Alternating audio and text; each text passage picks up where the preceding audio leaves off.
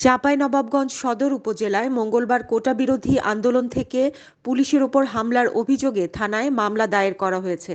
বুধবার বিকালে বাদী হয়ে মামলাটি দায়ের করেন সদর মডেল থানার উপপরিদর্শক এনামুল হক। মামলায় এজাহার নামীয় আসামি করা হয়েছে ১২ জনকে। এছাড়া অজ্ঞাত আরও আসামি করা হয়েছে ১৫০ থেকে ১৬০ জনকে।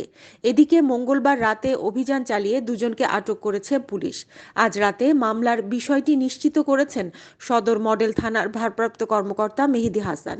তিনি জানান, মঙ্গলবার চাঁপাইনবাবগঞ্জ সোনা মসজিদ মহাসড়কের ১২ঘড়িয়া শহরের শান্তিমোড় এলাকায় কোটা বিরোধী আন্দোলন থেকে পুলিশের ওপর হামলার ঘটনা ঘটে।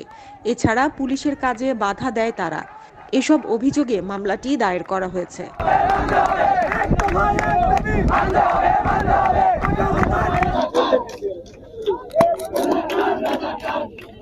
ভাই